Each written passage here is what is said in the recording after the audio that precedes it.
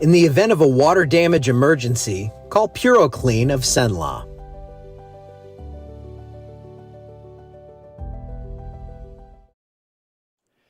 Good morning, everyone. What do you want to talk about? I guess we'll talk about snow potential. I don't think it's going to happen, but that is me burying the lead. I'm bad at teasing these things. We did get down to 32 last night. Cold front came through, kind of chilly out there. Can't believe we only have 20 people in here. We have snow in the forecast. Go get your friends. Get them. Well, no, just tell them it's probably not going to happen.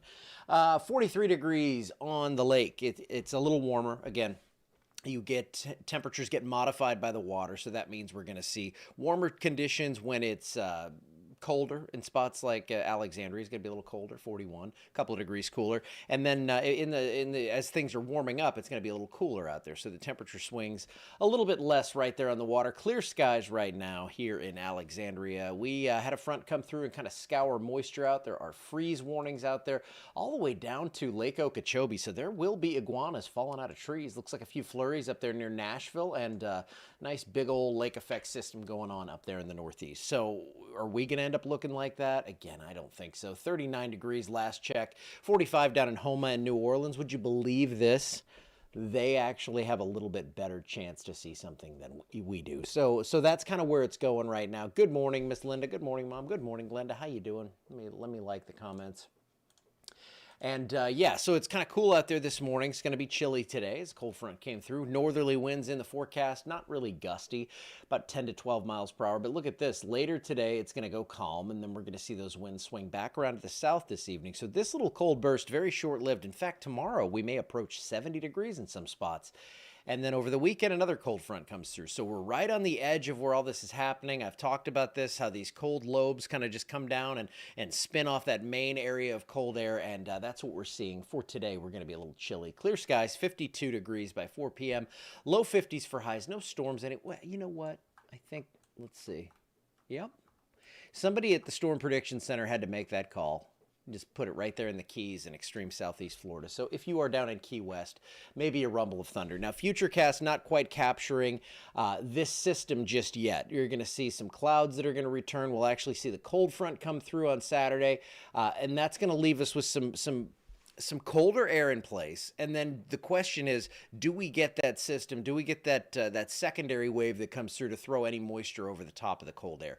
The GFS has been the model that has really been on top of this. There goes your front, and then comes this. So this is what we've been seeing on the GFS. Moisture coming up over the top of that front, gets into the cold air, and we see some snowflakes mix in. The other models are just not seeing this. The European did a couple of days ago, so it's possible something comes in here. I think about a 5% chance we see flakes.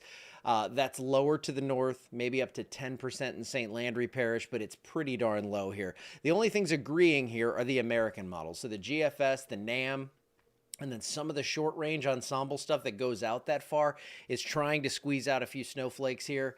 In fact, we had ensemble members last night on the GFS that were showing some decent amounts of snow, but everything else has been showing not much at all, so I'm going to lean that way, and if I have to change it, that's okay. I will eat the crow, but for now, I'm not going to do that. We have rain then returning by the middle of next week, and it looks like a chilly rain there. I do think we'll be warm enough to keep that one all liquid. So, hey, be watching it, though. Good morning, Mr. John Lee. Good morning, Gene. How you doing? Quarter inch to a half an inch. That includes the rain coming in next Wednesday. I think the totals are going to be really light with what we see, if we even see anything out of this system for the weekend, for Saturday. 10%. That's rounded up from 5 for me. I think we're not going to see much out of this. 52 degrees. It's going to be cold. We'll be down to 28 Saturday night. So anything that fell would be freezing or frozen. I just don't think it's going to happen. 50 on Sunday, 60 on Monday, then again back down into the low 50s. But notice that we start Wednesday around 40, so it is going to be above freezing. 52 degrees for your high. And then again, we have a big change in temperatures across from north to south across the country. Well below normal up into the Great Lakes, well above normal down to the south and southwest here. We're kind of in the middle where we're going to see the cold coming down, kind of pinwheeling off that main vortex of cold. That's going to bring us some cold fronts through, just a continued parade of those. So we're going to go up and down on temperatures.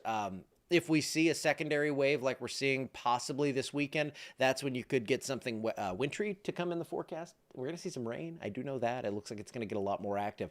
I just don't see anything that's screaming that it would snow. Again, I think the midweek system next week would be all rain, going to be a chilly rain. And then I think this stuff, if you're just tuning in now, it just looks unlikely. I don't want to get hopes up. I also don't want you to be unprepared. Now, the good news is high-resolution models are all going to start rolling in this evening, and overnight we'll get a better idea of things. I really think I'm going to have a good idea on what's going to happen by tonight and especially tomorrow morning. But again, 5% chance we're going to see flakes, so I am keeping my chances pretty darn low. I'll update things later. I have the morning model runs coming in. The NAM and the GFS, the American models that were the ones that were most hot onto this, they have started to kind of suppress things further south, and I think that's the beginning of their trend toward the drier models. So that's why I'm going to hold chances where they are and not adjust them upward in the least, even though we're a little bit closer. Good morning, Miss Madeline. You did make it, and now I'm done. I will see you guys back here. I'm going to go update the 24-hour channel stuff. Remember, I want you to have that on in the lobby. If you work somewhere, go in there and be like, okay, there's a Roku app for this. Put on the 24-hour channel. It's 24 hours of weather. You get to see me every once in a while, and I promise that doesn't ruin it for you. There's plenty of good information there. You have a 5-day forecast right at the bottom. I always see weather on in live in lobbies. So if you're going to do that, might as well do Cenla weather. And if I see it, you get a prize. I may not have it on me, but I'll bring it back. I promise. All right, that's it for today. I will see you back here tomorrow.